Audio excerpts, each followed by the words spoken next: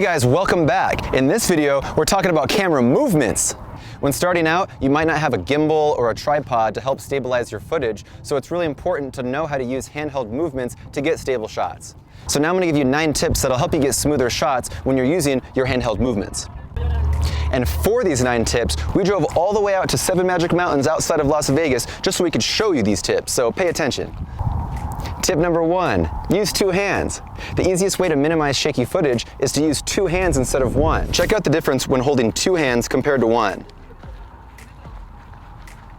This may seem like an obvious tip, but I've seen content creators actually use 1 hand when I thought they should be using 2. A good example of this is if you're shooting over people in a crowded area. I've seen people shoot video like this when I've been in the same crowd shooting with 2 hands, and that's actually made quite the difference, especially if you have an articulating screen that you could point down and see while you're shooting.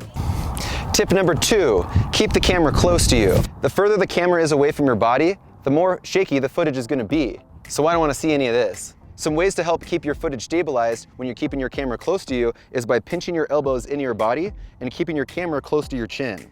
Look at how much stabler this footage is compared to when holding a camera out with my arms fully extended.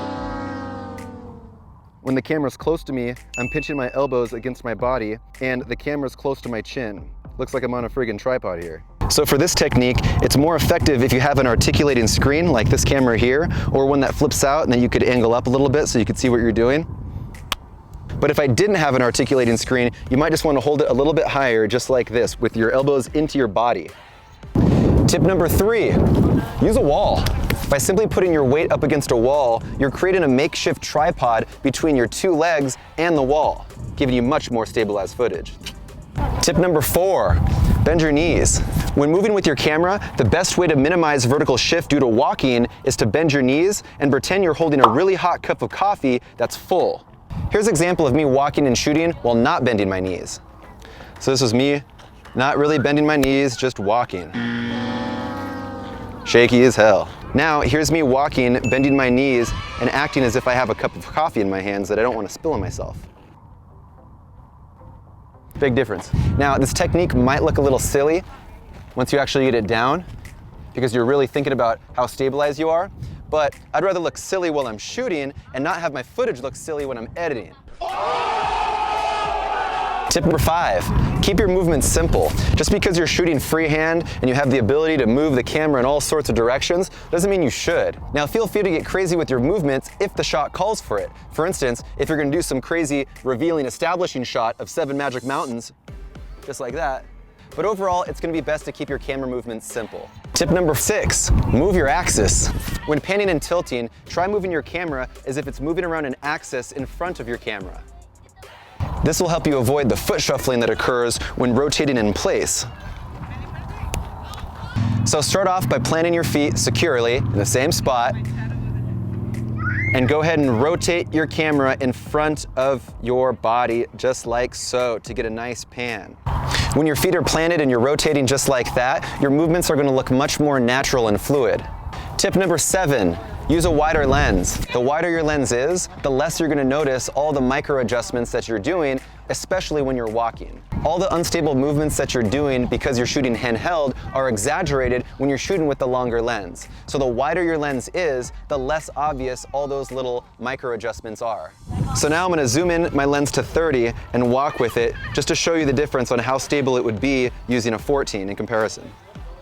So we see some movements, yes.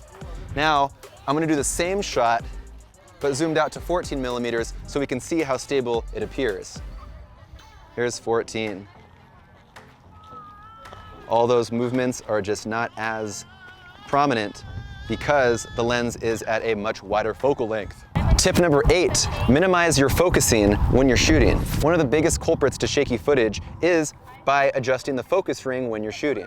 Now fortunately, I have a camera that has really good autofocus for video, so you never really see me grabbing the focus ring unless I'm shooting a specific shot that requires a rack focus that my autofocus can't do. But if you're shooting with a camera that doesn't have the best video autofocus, one tip that I can give you is to preset your distance between your camera and your subject and use manual focus so you don't have to adjust on the fly. Also, if you're shooting somebody while you're walking, you can still shoot in manual focus, but the whole goal with this shot is to maintain the same distance from the camera to your subject. And a way to improve your focus when you're doing a shot like this is by using an aperture that's not its widest, something like a 4.5 or a 5.6. Tip number 9, our final tip is to fix it in post. Now, you'll normally never hear me say fix it in post, but when shooting handheld, you do want to use the stabilization feature in your editing software as one of the tools when shooting handheld. Now, we already made a video about stabilization in post-production in the video editing section, so when you get there, go ahead and watch that thoroughly. So there you have it, 9 tips on how to get better stabilized footage when shooting handheld with your camera. Thanks for watching, and I'll see you in the next video.